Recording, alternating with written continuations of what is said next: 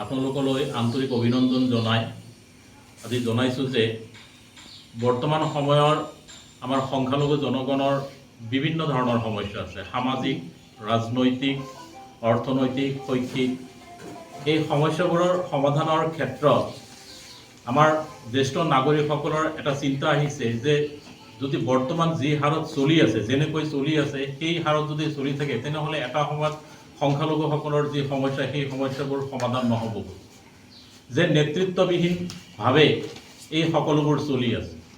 গতিকে এই সকলোৰ ক্ষেত্ৰত নাগৰিক হিচাপে বিশেষকৈ জ্যেষ্ঠ নাগৰিকসকলৰ সামাজিক দায়বদ্ধতা আছে।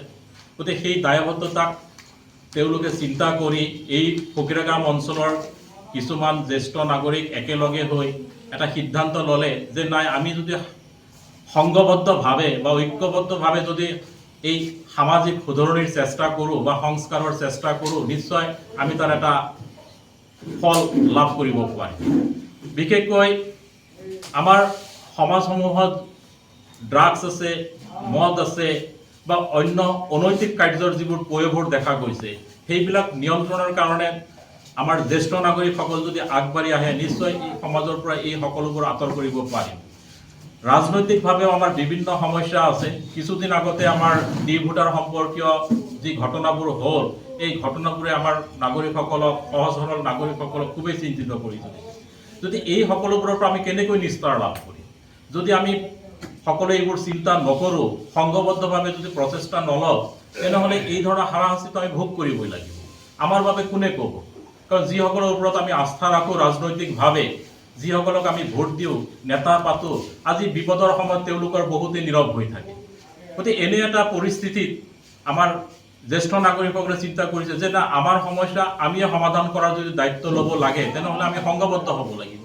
আৰু সংঘবদ্ধ হ'লে আমি যদি উচিতভাৱে নৈতিকভাৱে যদি কামবোৰ কৰোঁ তেন্তে নিশ্চয় আমাৰ সমস্যা কিছুমান পৰিমাণে হ'লেও আমি নিয়ন্ত্ৰণ কৰিব পাৰিম। আৰু লগতে আমাৰ সামাজিক যিটো সংগঠন, মানে সামাজিক যিটো গাঁথনি, সেই গাঁথনি কিছু শিথিল হৈ পৰিছে। মানে এজনে আনজনৰ কথা নুশুনে, সমাজবিলাকত কোনো নীতি নিয়ম নোহোৱা এই ধৰণৰ এটা অৱস্থা হৈছে। আৰু ফলস্বৰূপে কি হৈছে, আমাৰ যি উঠি অহা প্ৰজন্ম আছে সেই উঠি অহা প্ৰজন্ম আজিৰ পৰা দিশ হাৰাৰ নিচিনা অৱস্থা হৈছে। গতিকে এই সকলোকে আমি নিয়ন্ত্ৰণ কৰিব লাগে। যিহেতু জ্যেষ্ঠসকল অভিভাৱক, গতিকে অভিভাৱকৰ ভূমিকা আজি সমাজত আমি দেখুৱাব লাগিব। আৰু তেনে এটা উদ্দেশ্যৰে আজিৰ এই সংখ্যালঘু সচেতন নাগৰিক মঞ্চ নামৰ এটা সংগঠন এটাৰ জন্ম দিয়া হৈছে। আৰু আজিৰ সভাত এডহক পৰ্যায়ত হওক মুঠ 31জনীয়া এটা কমিটি গঠন কৰা হৈছে। আৰু অনাগত দিনত এই সমিতিত গোটেই মিডিয়াৰ বিভিন্ন জিলাৰ পৰা সদস্য লৈ ইয়াক আমি পূৰ্ণ পৰ্যায়ৰ ৰূপ দিম। আৰু আশা কৰিছোঁ যে এই সংগঠনে আমাৰ সংখ্যালঘু জনগণৰ যিবোৰ সমস্যা আছে সেই সমস্যাবোৰৰ সমাধানৰ ক্ষেত্ৰত বা সেই সমস্যাবোৰক এটা গতি দিয়াৰ ক্ষেত্ৰত নিশ্চয় গুৰুত্বপূৰ্ণ ভূমিকা ল'ব। ধন্যবাদ।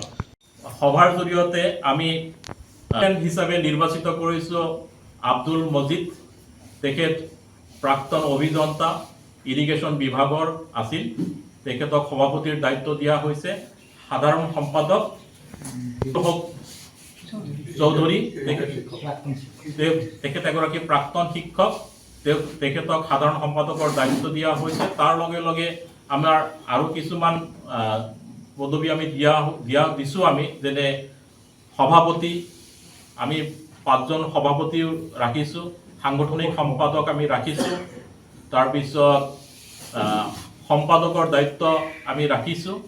গতিকে আপোনালোকক যথাসময়ত আমি আমাৰ তালিকাখন দি দিম সেই কমিটিখনত। আমি আশা ৰাখিছোঁ যে আমাৰ এই যিখিনি কমিটি, সেই কমিটিত আমি সমাজৰ জ্যেষ্ঠ কিন্তু প্ৰায়ভাগে আমাৰ সমাজ সচেতন ব্যক্তি। গতিকে তেওঁলোক নিজেই আগবাঢ়ি যিহেতু আহিছে, নিশ্চয় আমি এটা পজিটিভ ৰেজাল্ট আজি আমি আশা কৰিছোঁ।